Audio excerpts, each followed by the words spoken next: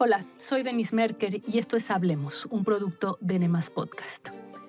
Del lodo, de la tragedia y los olores fétidos que dejaron las inundaciones en Poza Rica, Veracruz, regresaron varios reporteros admirados por el trabajo, el compromiso y el profesionalismo desplegado por Miriam Urzúa, alias La Jefa, y los trabajadores que la Ciudad de México envió a esa ciudad para ayudar en las labores de limpieza.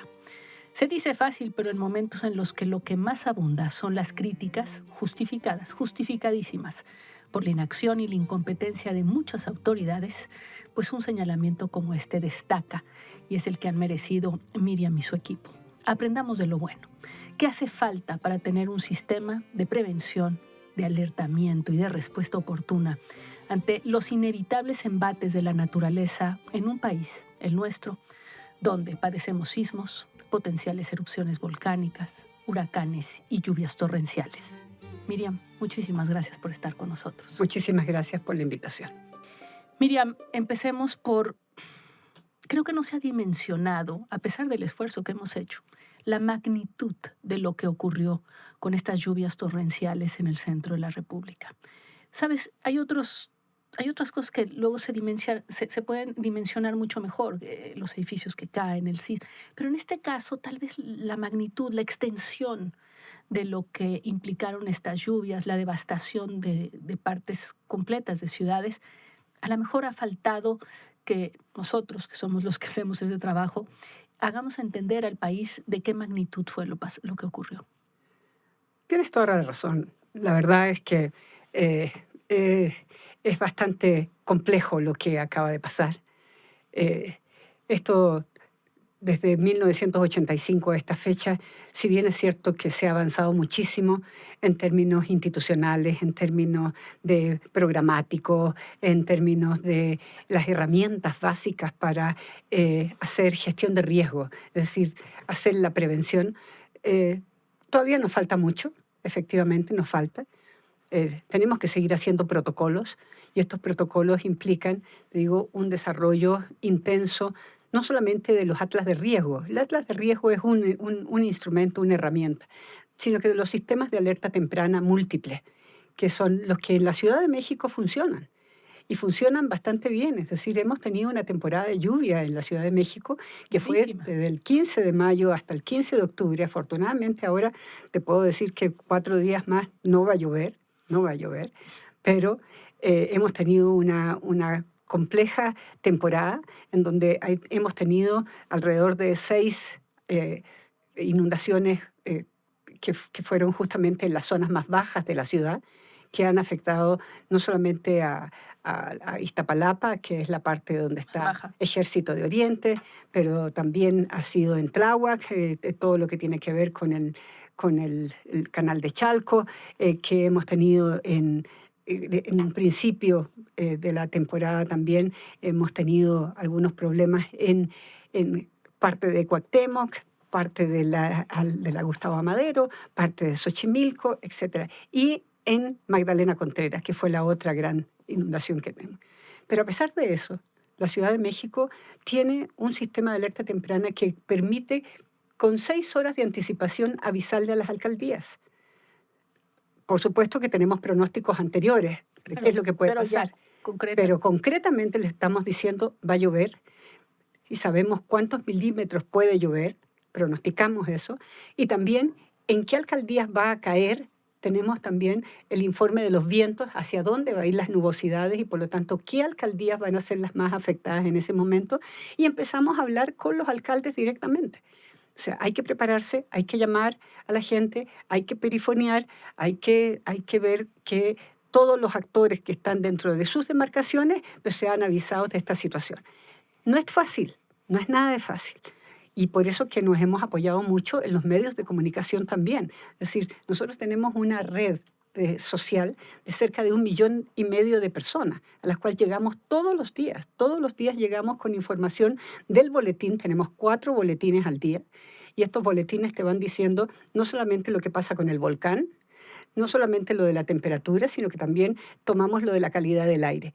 Son todas informaciones que nos están dando las propias dependencias y los que están siguiendo en forma directa esta información para que nosotros podamos reproducirla y entregarla de forma inmediata.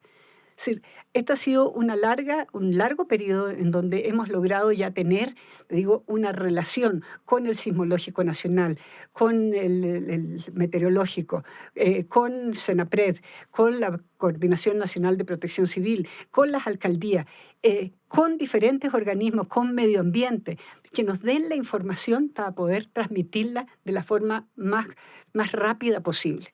Y fíjate, quiero detenerte ahí porque justamente, y lo dije en la presentación, fue llamativo digamos, la capacidad del equipo que encabezaste, la tuya, tu profesionalismo personal, pero también del equipo que encabezaste ahora en Poza Rica. Fue notoria la diferencia. Y yo me quedé pensando y dije, bueno, esto tiene que ver con una labor que por supuesto empezaste tú hace 7 años, pero que ya viene de tiempo en la Ciudad de México. Sí, claro. Y que creo que la Ciudad de México, el momento del despertar, debe haber sido 1985, con ese temblor que cambió tantas cosas, empezando por los protocolos de construcción, por tantísimas cosas. Hubo ahí algo que cambió para siempre la forma en que la ciudad se prepara. Pero todo lo que tú me estás diciendo tendría que ser replicado, obviamente, en el país.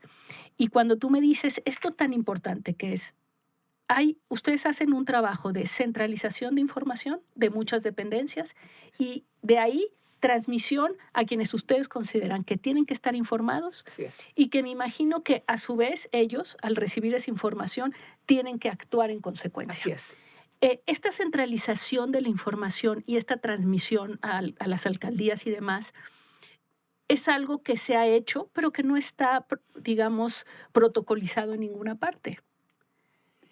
Está protocolizado. En la ciudad. La Ciudad de México tiene protocolos muy concretos, 2. A ver. Los más importantes.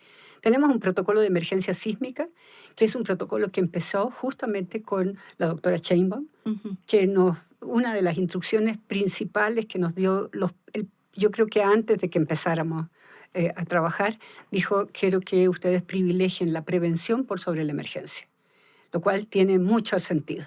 Es decir, si nosotros trabajamos en prevención, vamos a tener evidentemente muchísimos menos desastres y muchos menos problemas, hacia adelante.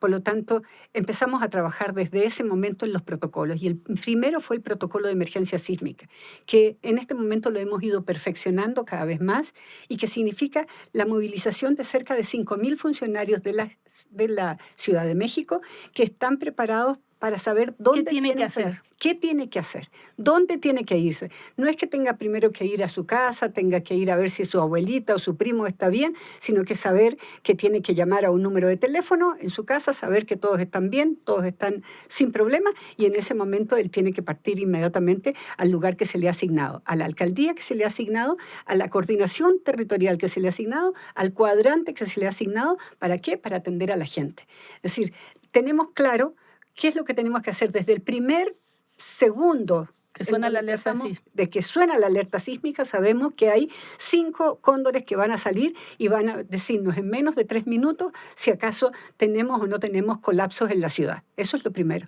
Segundo, eso nos da una idea de que tenemos que activar de forma inmediata el protocolo de emergencia sísmica. Y eso significa que la gente, después de resguardarse, tiene que ir a sus lugares para estar dando información. Desde el C5, donde va a estar la jefa de gobierno, hay 5 secretarios y hay personal también de las dependencias federales y de las dependencias locales. Pero después tenemos representantes de la jefa de gobierno, 5 representantes que son de la jefatura de gobierno, son de Seguridad Ciudadana, son de la Secretaría de Participación Ciudadana y tenemos también de la Secretaría de Gobierno. Tenemos ellos que se van a las alcaldías a apoyar a los alcaldes, primero a apoyarlos en la activación de inmediato del Consejo de Protección Civil y de Gestión de Riesgo de cada alcaldía.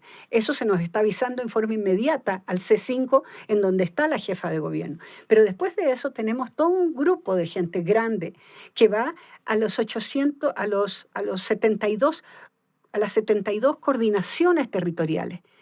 ¿Para qué van allí? Primero para darnos información de qué está pasando en cada una de las coordinaciones y también para poder empezar a trabajar con la propia ciudadanía para explicarles qué es lo que está pasando.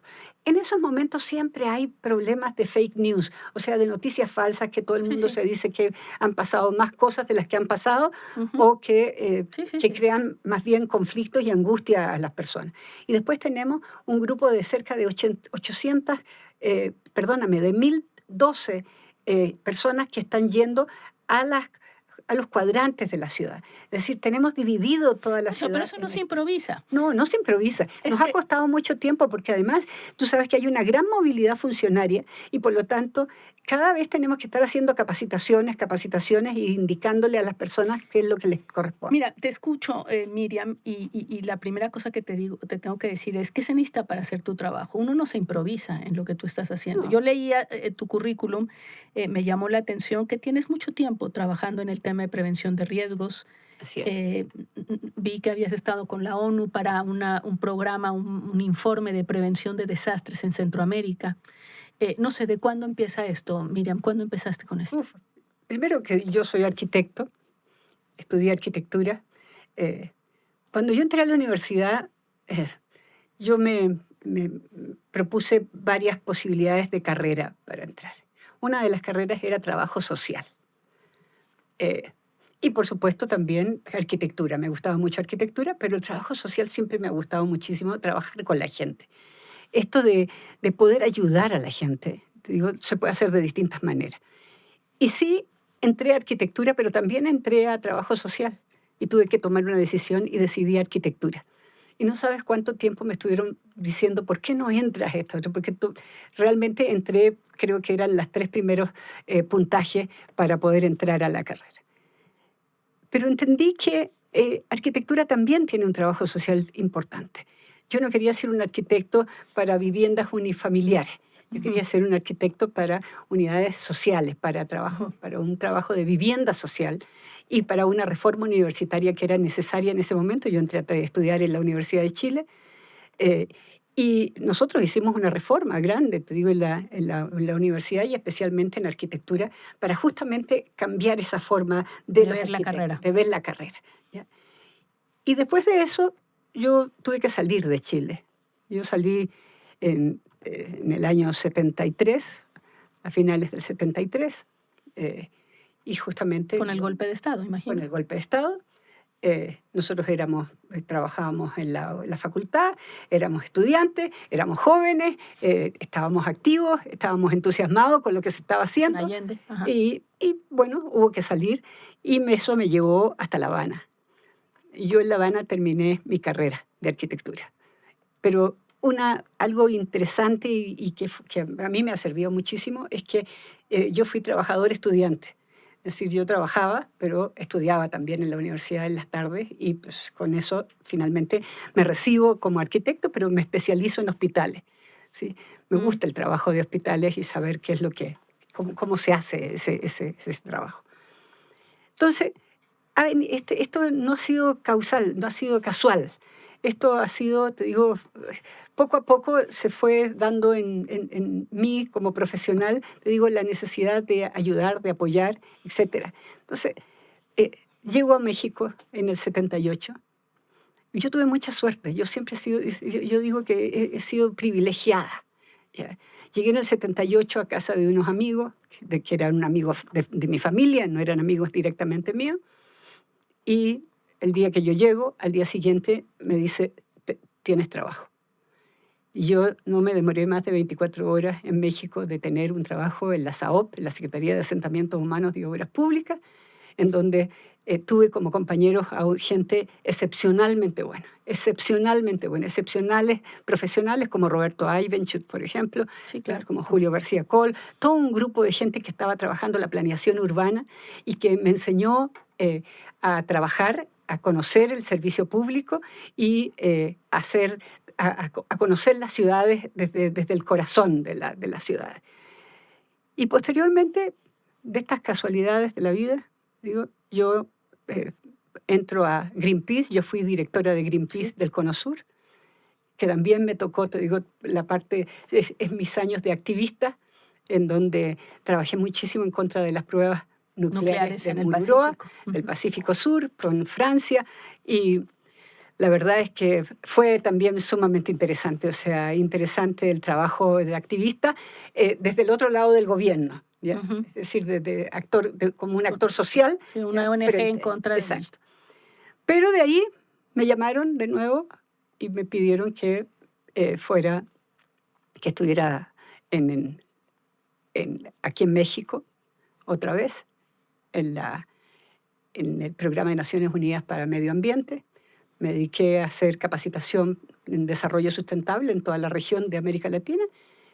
Y de ahí, esto ha sido como normal, es como un camino que vas tomando normal, en donde te das cuenta que la planeación urbana está bien, pero nunca ha tomado en cuenta el tema de los riesgos. Y el riesgo es un tema estructural en la ciudad, que tienes que tomar en cuenta para saber dónde creces, hacia dónde creces y cuáles son los puntos de la ciudad en donde tú puedes realmente crecer sin problemas y no revictimizar a la gente una y otra vez, reubicándolo en lugares en donde tenemos socavones, donde tenemos minas, donde tenemos subsidencias en la ciudad.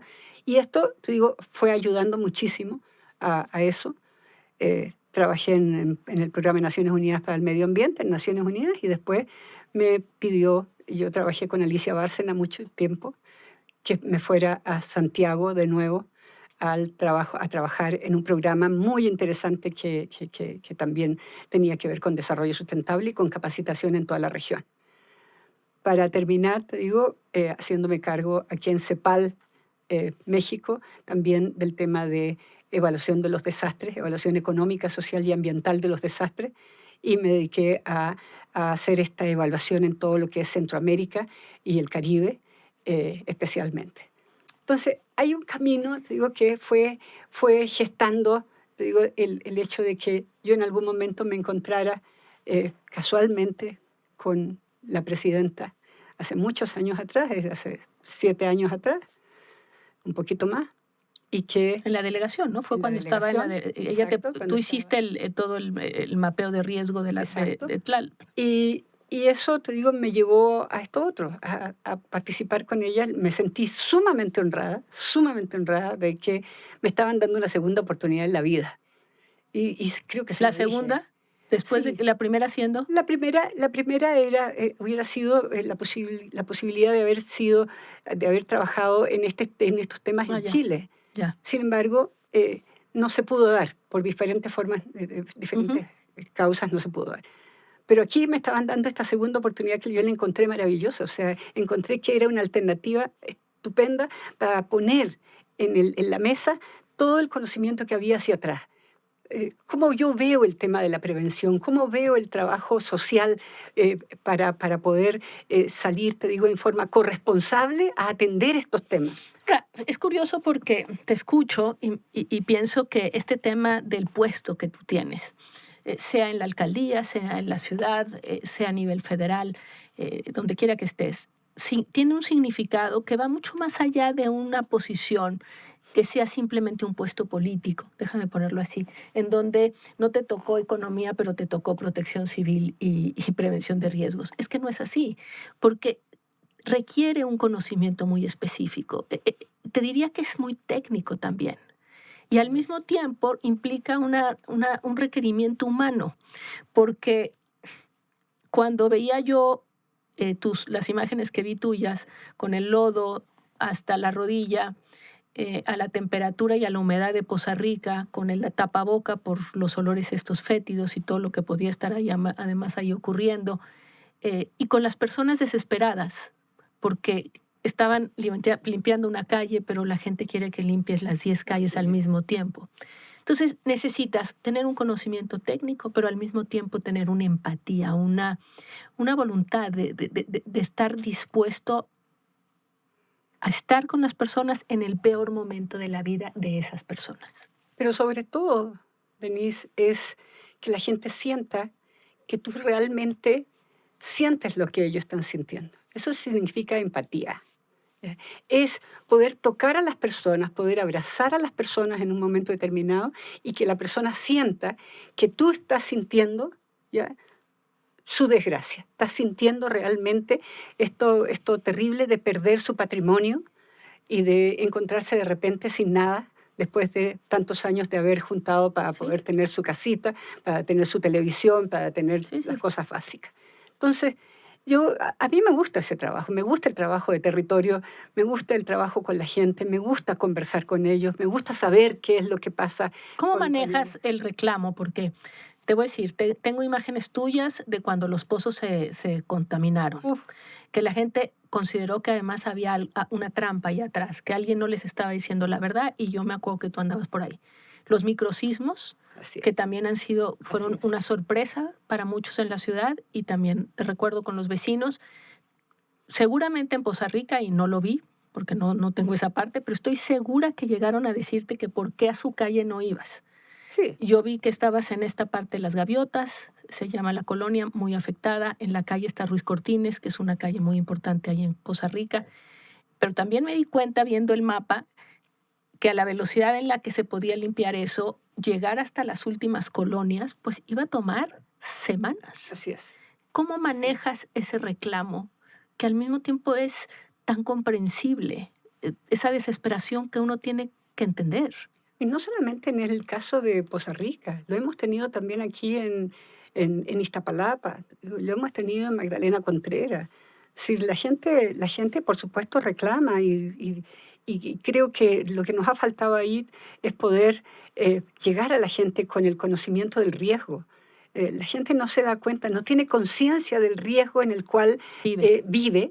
Y o no tiene ve el remedio. tema de Gaviotas, de Poza Rica. La gente se ubica al lado del río Cazones, al lado del río Cazones. Claro, ¿hace cuántos años que no se había desbordado el río Cazones? Muchos. Pero lo que pasa aquí es doblemente terrible. Primero, no solamente es el agua que empieza a caer, se empiezan a dar cuenta de que ya se está desbordando, sino que además empieza a caer lodo.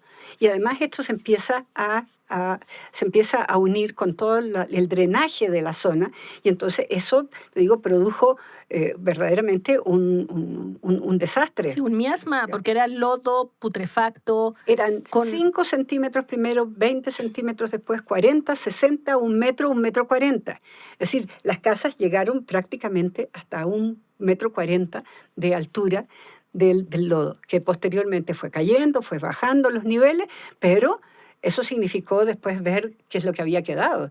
Y lo que quedó adentro de las casas fue nada, porque son todas viviendas de un nivel. Ahora, creo que dices, la gente no es consciente del riesgo, y yo te pondría distinto. He visto gente que vive en una zona donde hay deslaves, y pasa el deslave y vuelven a vivir ahí. Así es. Y entonces uno dice, es una locura, pero en realidad también, ¿por qué viven en las márgenes del río Cazones? Porque no hay recursos para... Porque ahí les dieron un terreno, los dejaron construir, nadie en ese momento les dijo nada, después les prometieron una barda que no se las hicieron. En fin, cuando uno ve eso, también lo vi en la Ciudad de México después del temblor del 85, en que uno veía un edificio y decía, nadie nunca va a volver a meterse aquí. Y pasaba el tiempo y ahí estaban, y sabían que se estaban jugando la vida, y no... En muchas ocasiones, no en todas, pero en muchas no tenían opción. Y ahí es cuando uno piensa que no es una cuestión de que la gente no sepa evaluar el riesgo, sino que el Estado tendría que entrar para ayudarle a la gente a tener dónde vivir sin que corra esos riesgos. Por supuesto, estoy totalmente de acuerdo. Y es por eso que nosotros estamos trabajando muchísimo con el Instituto de Planeación Democrática, que está haciendo ahora su plan de ordenamiento territorial, el plan de ordenamiento territorial de la ciudad. O sea, nosotros creemos que el tema de riesgo es un tema que hay que ponerlo allí, y es un tema que además es transversal. No es un capítulo, es algo que va transversal en todos los sectores, que todo hay que hacerlo con un enfoque de riesgo, porque lo que queremos es evitar que la gente vuelva a localizarse en lugares que son inadecuados para el desarrollo urbano. ¿Ya? Sí, no solo en la margen, a veces dentro del río. Es decir, ¿por qué? Porque la memoria se va perdiendo. Así es. Y tenemos problemas, te digo, en el canal de Chalco. Cada vez que se desborda el canal de Chalco, las viviendas que están localizadas en ese lugar, aledaños al canal de Chalco, están más bajos que el canal de Chalco.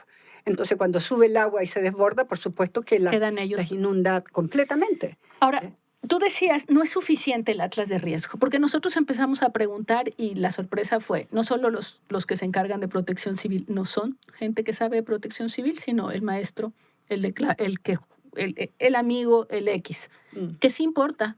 Miriam, no te quiero meter en un problema, No, ni no. te voy, pero importa que la gente importa que exista un protocolo como el que me explicas que hay en la Ciudad de México, y tendría que haber uno en tantísimas partes en donde cada quien acuerdo. supiera qué tiene que hacer en qué momento. Sonó en Poza Rica el pitido de Pemex, que era una forma de alertar. Ahora nadie sabía qué tenía que hacer a partir de escucharlo. Así es. Porque ¿cuánto tiempo nos ha tomado a nosotros oír la alerta sísmica y decidir qué hacer? Carlos, el ingeniero que estaba en el sismológico, me decía siempre, es que cada temblor voy a entrar en tu programa a decir qué es lo que la gente tiene que hacer. Aquí, que si ya sabe dónde va a estar su familia, si no se pueden comunicar, que si el documento, que si la luz, que si, en fin. Y eso toma muchísimo tiempo. Mucho. Y claramente no existe eso en gran parte del país, por no decir en todo. Entonces, pues aquí... Y necesitamos que eso sea. Necesitamos Bueno, y el cambio climático... ampliar toda esta experiencia que ha tenido la Ciudad de México, la tenemos que ampliar para todos los estados.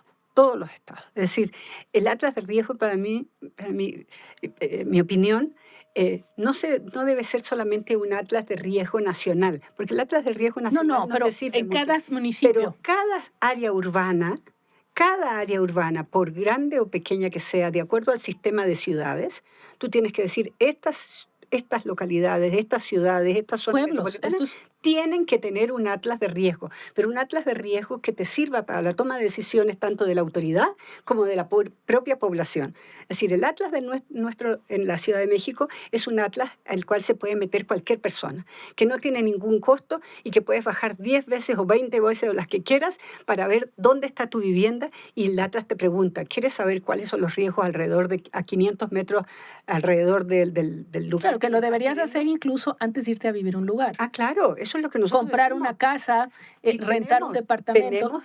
Tenemos materiales de difusión, uno especialmente que es una guía para el arrendador, para el arrendador y el comprador responsable. Así se llama la guía.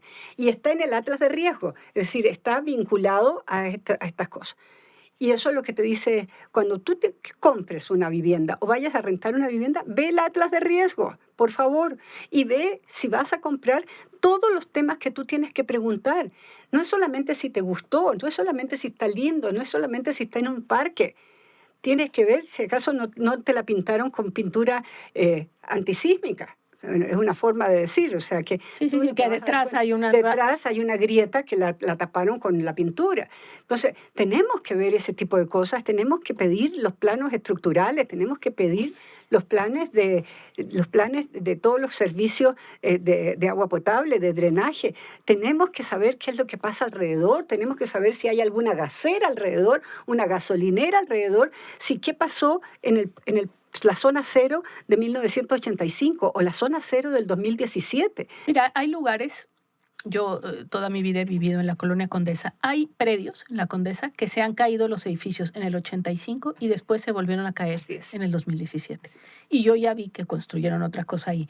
Y yo me pregunto si la persona que se va a vivir ahí ya por lo menos preguntó qué tipo, o sea, si hicieron una construcción particularmente intensa, profunda, ¿sí sabes? Es decir, si estos lugares tienen algo en especial o si simplemente es otra vez una apuesta a el olvido, al pensar ya pasó hace muy poco, no va a volver a pasar nuestra vida. En fin, estas cosas que nos llevan a asumir unos riesgos terribles. Mira, tú hablabas del 85. El 85 no había nada. O sea, no había una institucionalidad que atendiera estos temas. ¿Sí? Nada. Y además, el evento de 1985 fue asumido por la sociedad civil. Claramente. La sociedad civil fue la que levantó las manos, la sociedad civil fue la que levantó las palas, la que se silenció en un momento determinado para escuchar lo que podía ser. Los que dirigieron el tráfico en las esquinas, todo. A partir de eso, en 1986, es que el Sistema Nacional de Protección Civil se instaura. Y después de eso, en el 87, es el CENAPRED, el Centro Nacional de Prevención de Desastres. Sí, pero eso tiene que ver también con toda la capacitación de la gente que trabaja en estos temas, que tiene que saber de qué se trata acá. O sea, no es solamente un Sistema Nacional de Protección Civil, es qué tenemos que hacer, cuál es el objetivo, cuáles son las acciones principales que tú tienes que hacer. Cuando nosotros entramos a la Ciudad de México, estuvimos 3 meses haciendo un programa, te digo, de qué es lo que teníamos que hacer primero. Teníamos que hacer un atlas de riesgo. El atlas de riesgo que tenía la Ciudad de México era un atlas que tenía cerca de 300 capas, que no eran capas actualizadas además, y que eran capas que la verdad no nos servían mucho, pero bueno, asumimos eso e hicimos un atlas que fuera un atlas de riesgo. Lo que había antes era un atlas de amenazas y peligros. ¿Qué quiere decir eso? ¿Cuál es la diferencia? La diferencia es que cuando son amenazas y peligros es lo que tú ves en el territorio, que estas son quebradas, que estas son fracturas, que este es un curso de río, etc. Esa es una amenaza. Es una amenaza o peligro, digo, el hecho de que mucha gente pues, se ubique en Magdalena Contreras o arriba en Tlalpan, etc. Y ahí tienes quebradas, digo, que son importantes de observar. Esa es una amenaza. ¿El riesgo? El riesgo es la amenaza, pero si le sobrepones las vulnerabilidades. La vulnerabilidad económica, social, ambiental, jurídica, urbana, etc. Pueden ser muchas vulnerabilidades. Te pongo un ejemplo. En lo que tenemos en Magdalena Contreras, por ejemplo, que tenemos muchísimas quebradas ahí. ¿Y quién vive ahí? ¿Quién se localiza ahí? Asentamientos humanos irregulares, que es una vulnerabilidad social la que tienen las personas que viven allí, es una vulnerabilidad económica, porque hay gente con muy bajos niveles y no tiene otro lugar donde ubicarse. Y eso implica también qué tipo de construcción. Pero hay una vulnerabilidad institucional también, que no tienen las suficientes personas como para decir, aquí no puedes construir, aquí no puedes estar, pero te vamos a dar este otro espacio para que tú puedas construir. O sea, tenemos que ir sacando a la gente, de ciertos lugares, a la gente que está ubicada en lugares que son verdaderamente riesgosos. Si no atiendes el riesgo, esto sigue así, si no atiendes el riesgo, tú tienes un desastre. Ahora, después del desastre, tú tienes que saber qué haces antes, durante y después de un desastre. Y después de eso es la resiliencia. O sea, son 5 conceptos que nosotros manejamos permanentemente. Amenaza, peligro, más vulnerabilidad, riesgo. Riesgo no se atiende, desastre. El desastre pasa, resiliencia. ¿Cómo volvemos a levantarnos? Pero haciendo el BBB que se usa mucho en esta temática, que es el Build Back Better. O sea, construir lo anterior, mejor, pero mucho mejor. Es decir, si vamos a construir un puente, pues construyámoslo bien. Si vamos a construir una carretera, construyámosla bien. Si vamos a construir un edificio, bueno, hagamos la mecánica de suelo, revisemos lo que había ahí antes, revisemos que no tenga ningún problema hacia adelante, construyamos con calidad y eso, evidentemente, también la literatura te lo dice, por cada $1 que tú pones en prevención, te ahorras $7 en daños en el acervo físico y te ahorras también el presupuesto. 85, estamos hablando de 40 años. 40 años.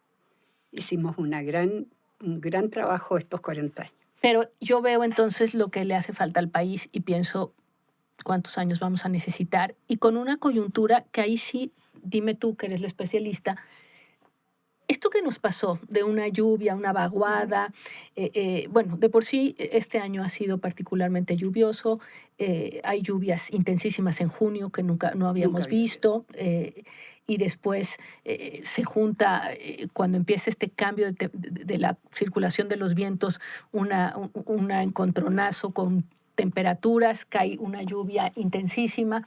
Esto va a seguir ocurriendo y se va a intensificar. Aumentando, por supuesto. Entonces, la prioridad, es decir, el tema de todo lo que tendría que hacerse a nivel nacional para que estas cosas no nos ocurrieran, o por lo menos para limitar las pérdidas de vidas humanas, en fin, limitar el sufrimiento, tendría que ser algo prioritario absolutamente. Tiene que ser. Y yo creo que hay 3 cosas que hay que hacer que son fundamentales. Uno es capacitación. Es decir, trabajar la capacitación, pero en serio, o sea, trabajar la capacitación. Bueno, Mira, que la nosotros, gente sepa de qué va. pero no solamente, yo creo que lo que nosotros hacemos todavía es insuficiente. Tenemos 129 cursos abiertos que hemos logrado capacitar a cerca de 1 millón de personas desde que entramos hace 7 años a esta fecha. Pero no es suficiente. No es suficiente. Creemos que tenemos que apoyarnos en muchos actores, en todos los actores, con el sector público, social y privado, ¿ya? Con los medios de comunicación, para hacer campañas en relación a este tema. Eso es algo que tenemos que hacer. Segundo, protocolos. Los protocolos son importantísimos. Yo te hablé del protocolo de emergencia sísmica, pero tenemos un protocolo que es el Tlaloque, que era el... Primero nosotros hicimos el protocolo ante inundaciones y encharcamientos. ¿En qué se fueron inspirando? ¿En qué prácticas mundiales? Porque supongo que habiendo trabajado en la ONU, entonces, ¿cuál volteaste a ver y dijiste, este es un modelo? No, sobre todo lo que estás viendo con anterioridad son los errores, son las fallas, que no están las herramientas necesarias, que no están los equipos necesarios. Por ejemplo, en problemas de inundación o de encharcamiento, ¿cuántos hidroneumáticos tenemos? ¿Cuántos camiones hidroneumáticos tenemos? ¿Ya? ¿Cuántas pipas tenemos para abastecer de agua? ¿Cuántas retroexcavadoras tenemos? Te digo, para trabajar el tema de los taludes que se nos presentan en esos momentos. ¿Cuánta gente? ¿Cuántos? Activar. Exacto. ¿Cómo activamos a la gente para que entienda lo que puede pasar? Pero este año, como tú decías, fue un año lluvioso, pero ha sido un año muy atípico, muy atípico. Por la época en que llovió. La época en que llovió, en donde junio, julio, agosto, septiembre, se ha doblado el volumen de metros cúbicos de agua que ha caído aquí en la ciudad y en muchas otras partes del país. Sí. ¿Ya?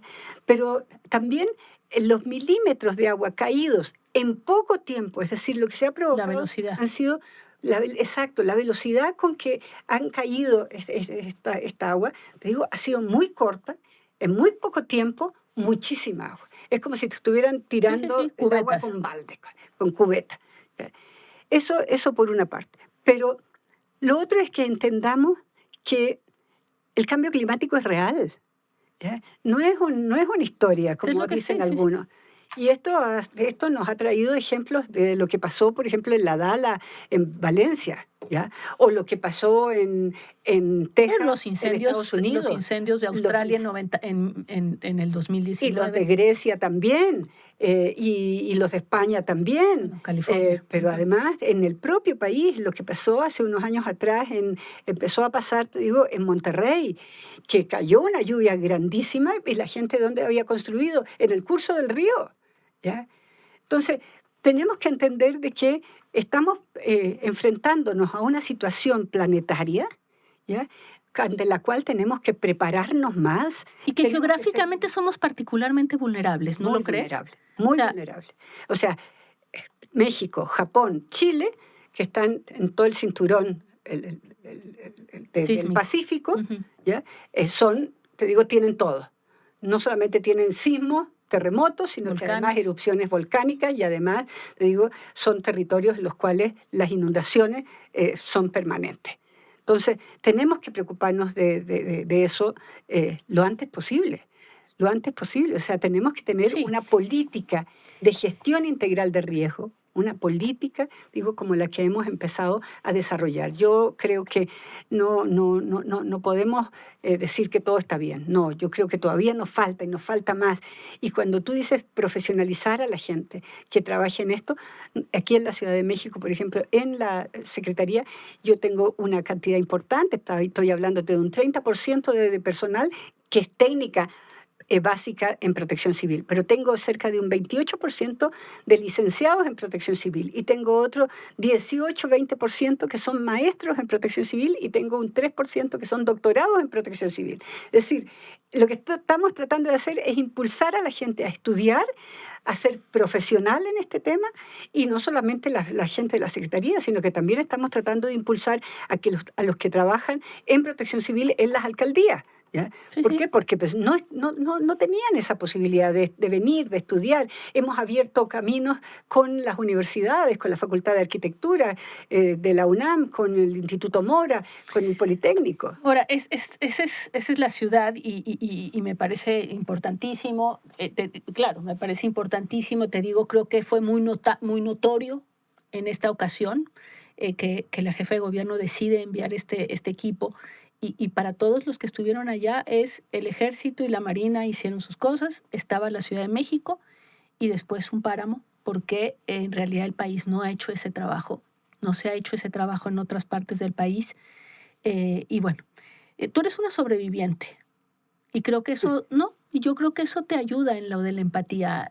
No solamente es tu voluntad de generar como tú decías, trabajo social y ayudar con la gente. Yo creo que vivir ciertas cosas personales, ¿no consideras que han sido fundamentales Por para supuesto. conectar con los demás en el momento de la desgracia, digamos? Porque, no sé, no sé si es demasiado personal, yo sé que has sobrevivido cáncer y no una, sino varias veces.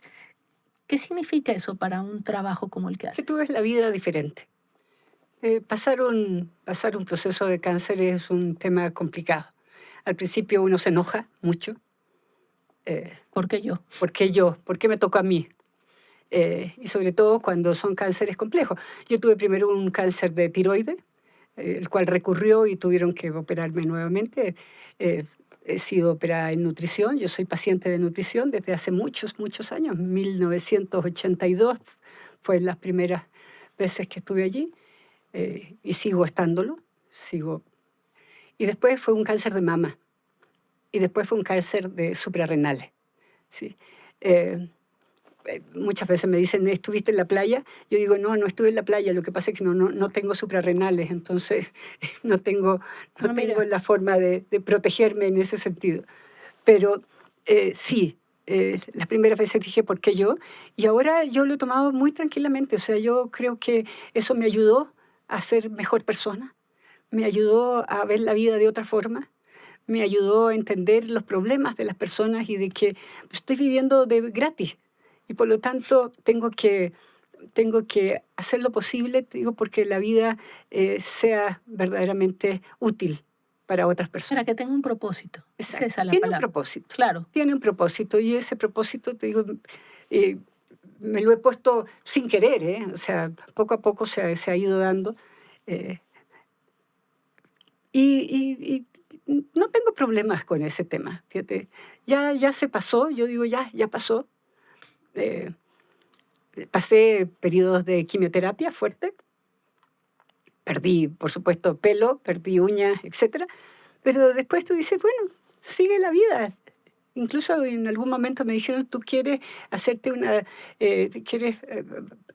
operación nuevamente de mama para reconstruir la mama? Yo dije, no quiero. ¿Ya? Porque no solamente han sido eso, yo ya llevo como 13 o 14 operaciones. Sí. Entonces, tú dices, Una más. hacerme Sí. una operación nada más que por estética, no tengo ningún deseo y además el problema es de las otras personas, no es mío. ¿Ya? Yo recuerdo en alguna ocasión que fui a un lugar en donde había un sauna, entonces las personas no miraban, ¿ya? Bajaban la vista. Y al principio te sientes mal y después dije, bueno, pero el problema no es mío, el problema es de las personas, el Bueno, problema es de los que en demás. realidad están teniendo un susto personal. Exacto, de lo que le puede Va a pasar a pasar, ellos. claro. Es que Entonces, la verdad es que no es algo que ya me preocupe. Yo tengo un sistema de atención permanente. Nutrición ha sido verdaderamente para mí un lugar excepcionalmente bueno, sí, médicos fantásticos. Mi oncólogo, Eucario León, es un tipo estupendo, extraordinario. Y bueno, me mantienen en esta forma. Y eso me ha dado más energía. Yo creo que lo que me dio todo eso no es ni me acobardé ni nada. O sea, yo creo que eso me dio más valentía, me dio más energía, me dio más ganas de vivir. Y lo único que pensaba en que yo quería ver a mis hijos crecer y ser profesionales y pues hacer todo lo que realmente quería en mi vida. Y creo que lo he hecho, lo he hecho. qué O bien. sea, Y sobre todo porque además, digamos, escogiste un camino o una tarea quizá hay mucha gente que tal vez no lo entiende, pero que hay muchos puestos en lo público, porque la visión de lo público, Que nadie quiere. bueno, para empezar que nadie quiere, pero también el hecho de que lo público haya terminado por ser visto como si fuera un botín, que hay gente que se aprovecha nada más de lo público. Y la verdad es que en lo público yo también he encontrado grandes vocaciones. He visto gente que trabaja de sol a sol, por no decir mucho más, y que tiene un enorme propósito en la vida, el de servir y el de ayudar. Hace un momento antes de entrar me decías que tú recibes 50 mensajes en la noche y que por supuesto es insoportable para muchos, para que cualquiera querer dormir con alguien como tú debe ser una pesadilla, que te está sonando y te está sonando, pero al mismo tiempo podrías no estar disponible.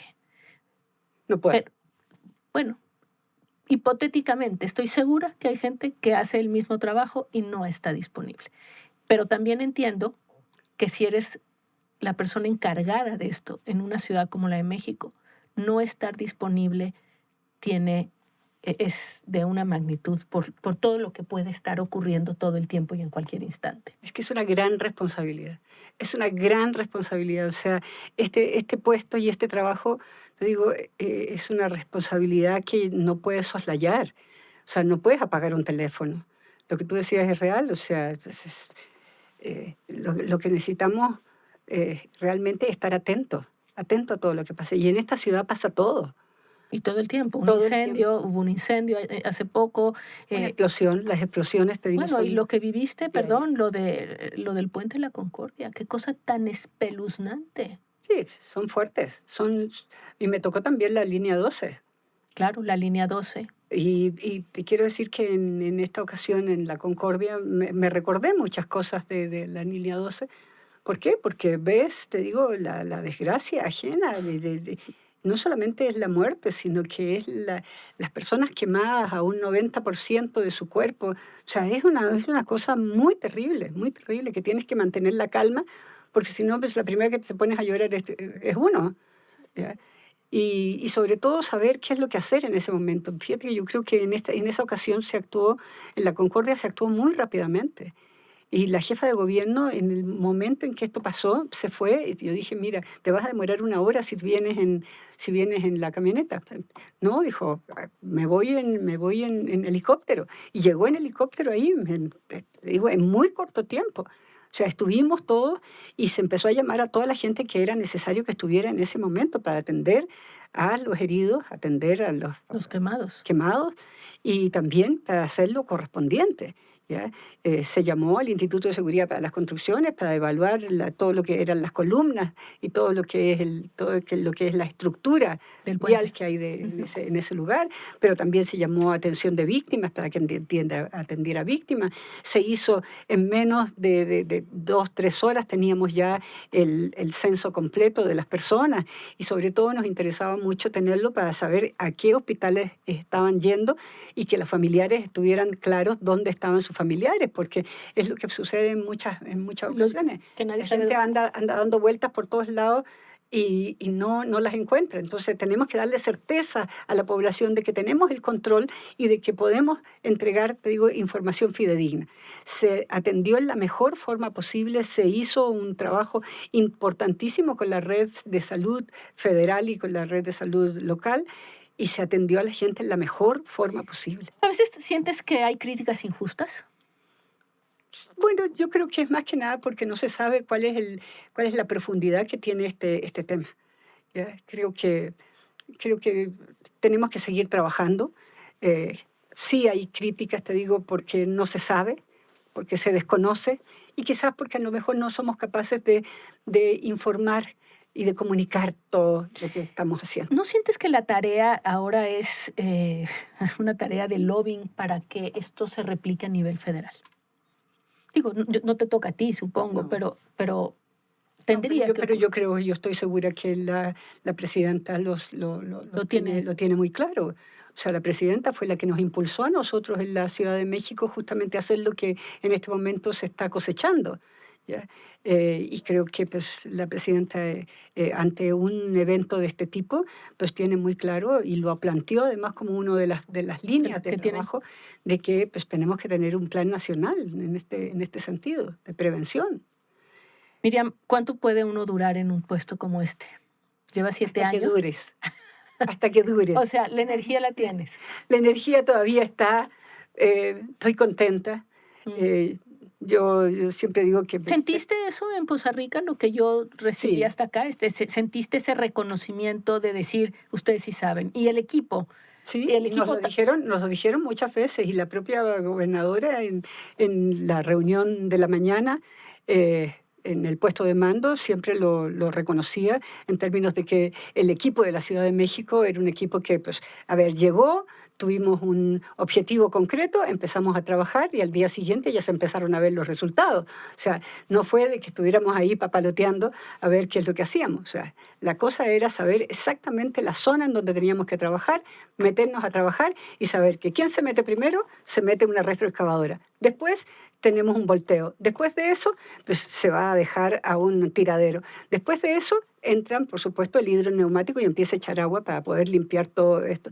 Y trabajar directamente con la autoridad en muchas cosas. Por ejemplo, a mí me tocó, y yo dije, yo voy, no tengo problemas para entregar kit de limpieza. ¿Ya? Nos sentamos ahí y dijimos, ¿cuántos podemos entregar? 500 entreguemos. Y ahí nos dedicamos a entregar kit de limpieza. a las casas. Y directamente yo me ponía en una esquina, te digo, en el medio del lodo, y pues decía, necesita un kit.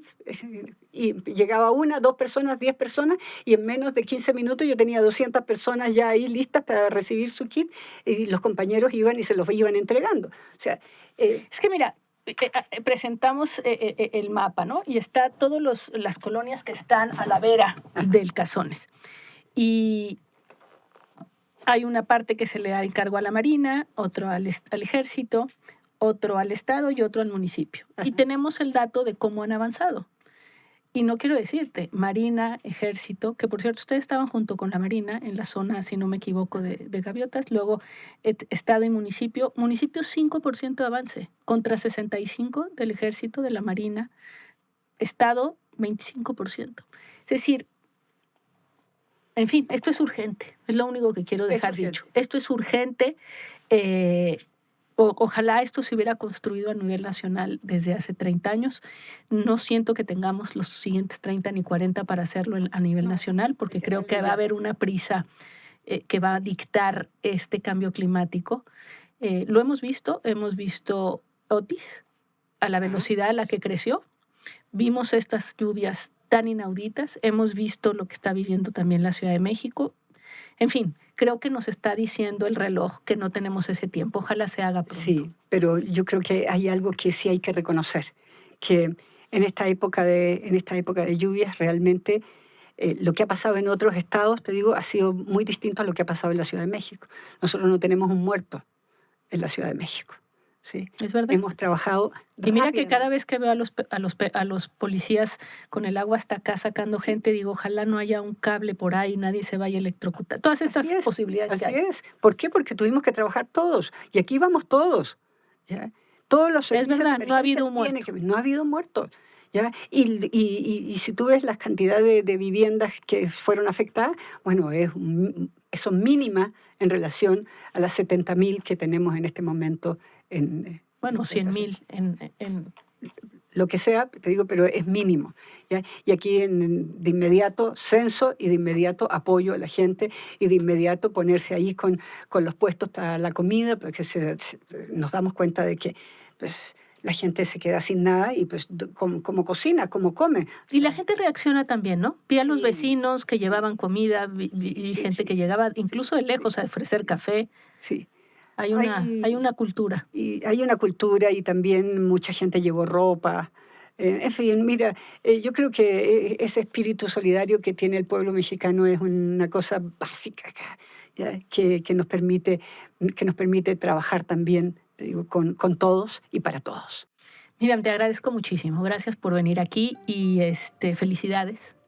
También da gusto y poder decirlo, felicidades. Qué bueno que se ha hecho este trabajo, que se ha reconocido y seguramente faltan muchas cosas. La ciudad tiene muchos lugares de enorme riesgo, seguirán pasando muchas cosas. Eso no es lo que está en duda, sino la capacidad que se tenga para tratar de prevenirlas y después para atenderlas bien. Muchísimas gracias. Muchas gracias a ti por este espacio, por escuchar y por tener una sensibilidad especial frente a este tema. Te agradezco muchísimo. Bueno, pues gracias por acompañarnos. Recuerden, suscríbanse, comenten y compartan. Nos vemos en el próximo episodio de Hablemos, un producto de Nemas Podcast.